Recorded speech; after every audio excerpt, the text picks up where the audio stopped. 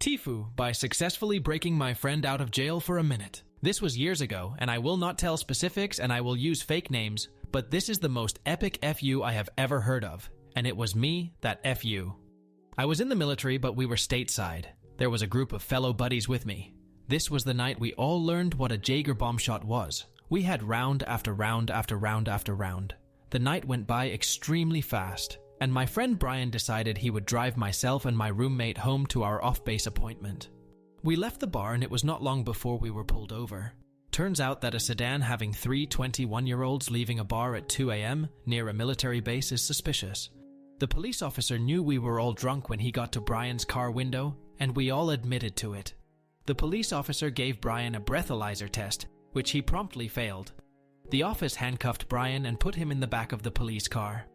The officer then asked myself and the other passenger, who again was my roommate, if we would like to take a breath test and see if we were below the legal limit to drive Brian's car to our apartment so that it would not be towed and therefore would save Brian the impound charges. We took our breath tests and promptly failed. This is when things begin to get weird. The officer left us with Brian's car with the car keys also. The officer drove off with Brian to take him to the local jail for booking. To this day, I don't know why he left us with Brian's keys. From the time the officer pulled us over, it had been approximately 20 minutes. My roommate and I had an oh-so-bright idea. Public service announcement. This is a good time to mention that this took place several years ago, at a time when DUIs were only just beginning to become a serious offense, and driving under the influence did not hold as serious a punishment as they do today. We were young and very stupid, and I do not condone anyone driving under the influence of any mind-altering substance. In fact, I am extremely happy that none of us hurt anyone that night, and that I can talk about this obnoxiousness today. I do not take lightly the danger we put ourselves and others in that night. This idea was followed by several ideas that escalated very quickly. You see, my roommate and I were military police officers. We felt bad that we let our friend drive us home and he got into trouble.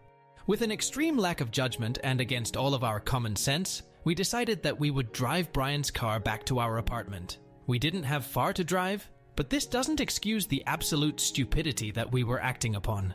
At some point between the time we started driving Brian's car and the time we arrived at our apartment, my roommate and I came up with a grand plan of how to get Brian out of jail. This was a multi-stage plan, and I will break it down.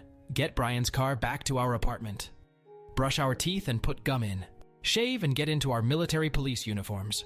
Attach our guard belts to our waist so that we looked like we were on duty. Call my precinct on base and inform the dispatch not to call the jail that Brian was at. Every night, my command would call every jail in the area to check for military members so that we could take custody of them.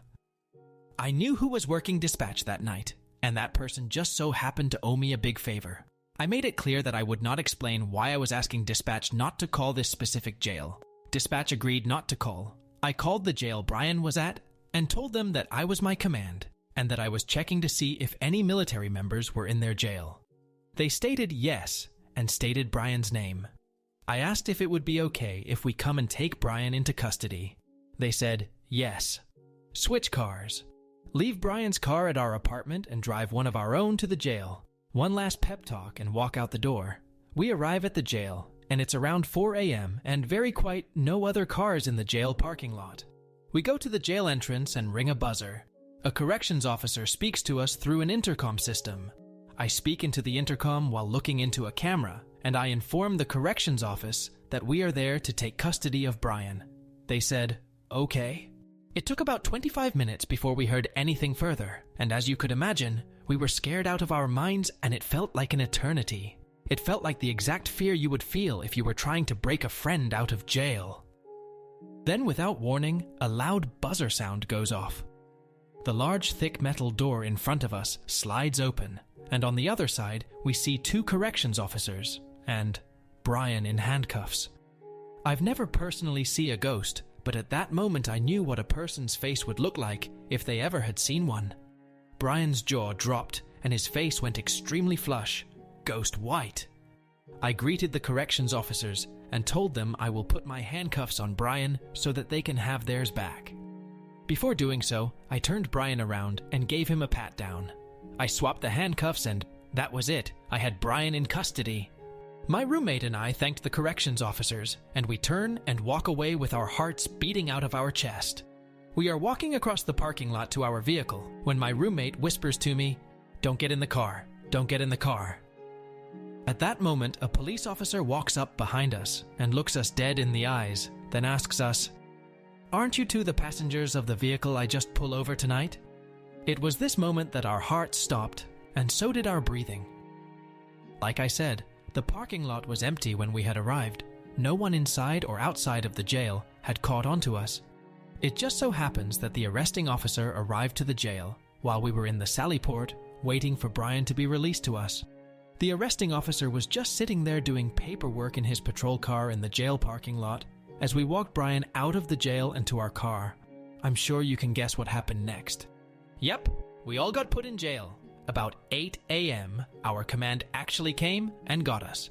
We got back to base, and they told me to go home and that they would call me when they needed me and to get my things in order because this was not going to go over well. I did just that, and then arrived back at my command 24 hours later, and I did not leave for 45 days, and then we were deployed again, so I never got off base again during that stateside stay.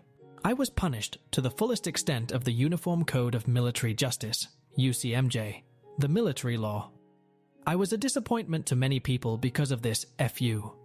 I felt ashamed, and I took my punishment. All the while, I was the most famous person at my command. I represented what it was to have your fellow military personnel's back 100%. Everyone heard about this attempt to break Brian out of jail, and we were practically celebrities. To this day, I cannot figure how in the hell I had the stupidity to try and pull this off. I am proud to say that this did not ruin my military career, and that I did get to serve out my enlistment and be discharged honorably. Needless to say, I have never FU this bad ever again in my life. The military absolutely did not condone this behavior, but in some sort of way, we were looked at as the most loyal friends a person could have. Our entire command had camaraderie like never before. It was crazy, insane, and stupid. However, like many other stories from my youthful years in the military, it's funny to look back on, and I am grateful to have had the opportunity to serve with my brother in arms. Even if we did FU sometimes, like breaking someone out of jail for a minute.